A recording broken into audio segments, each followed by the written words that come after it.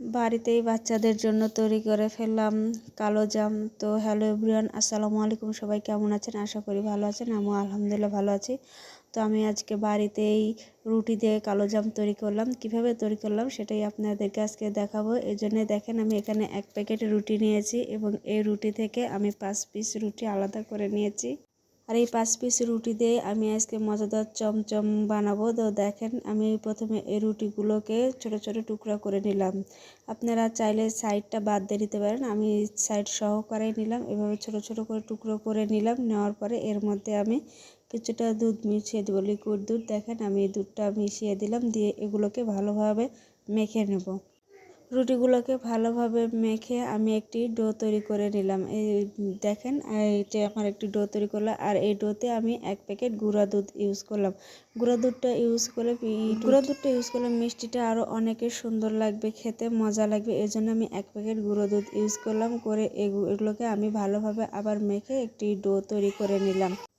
এভাবে আমি ডোটা তৈরি করে নিয়ে হাতে একটু তেল দিয়ে দেখেন গোল গোল শেপ করে আমি মিষ্টিগুলো বানাবো। এই যে দেখেন আমার গোল গোল শেপ করে মিষ্টিগুলো তৈরি করে নিই। এই যে হয়ে গেছে একটি মিষ্টি। এভাবেই আমি সবগুলো মিষ্টি তৈরি করে নেব।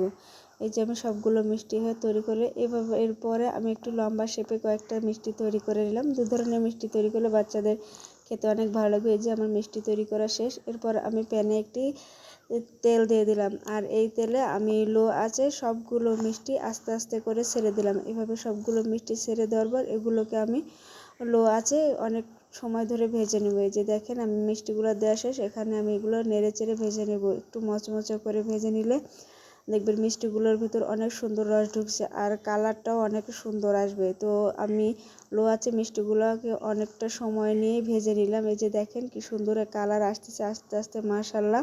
এই যে দেখেন কত সুন্দর কালার আসছে মিষ্টিগুলোর। এরপর আর একটু কালার করে আমি এগুলোকে নামিয়ে নেব।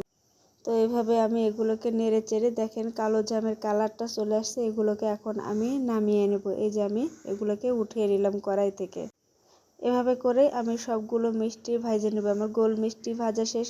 এবার আমি চমচমে অর্থাৎ লম্বা মিষ্টিগুলো দিয়ে ভেজে নেব। এই যে দেখেন আমার এগুলোও ভাজা শেষ হয়ে গেছে। তো দেখেন ভাজতেই কত সুন্দর একটা কালার আসছে, মাশাআল্লাহ। এগুলো ভাজা শেষ হয়ে গেলে এগুলো একটা প্লেটে আমি উঠিয়ে নেব। এই যে দেখেন প্লেটে আমি উঠিয়ে নিলাম। এরপর আমি কড়াইতে একটু পানি দিয়ে দিব যা শিরা তৈরি করার জন্য, এবং এতে আমি দেখেন 1 কাপ মতো চিনি দিয়ে দিলাম শিরা তৈরি করব এর জন্য। দিয়ে এগুলোকে ভালোভাবে নেড়ে দেন বড় করছি। আর এর মধ্যে আমি কিছুটা গরম মশলা অ্যাড করলাম সুন্দর একটা ফ্লেভারের জন্য, এবং খেতেও একটু ভালো লাগবে।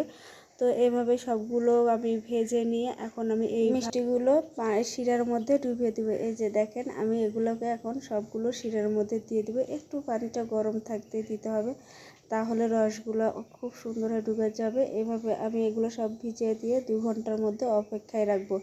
2 ঘন্টা পর বের করে দেখব কেমন হয়। এই যে দেখেন আমি 2 ঘন্টা পর বের করে দিলাম। দেখেন কতটা রস এগুলো চুষে নিয়েছে এবং কতটা সফট এবং নরম হয়েছে। দেখেন মিষ্টিগুলো দেখলেই বোঝা যাচ্ছে যে কতটা সুন্দর হয়েছে, মাশাআল্লাহ। তো এইভাবেই আমি মিষ্টি তৈরি করে বাচ্চাদেরকে খাওয়ালাম। তারাও তো অনেক খুশি, এত সুন্দর করে বাড়িতেই মিষ্টি তৈরি করলাম। তো সবাই ভালো থাকবেন, আল্লাহ হাফেজ।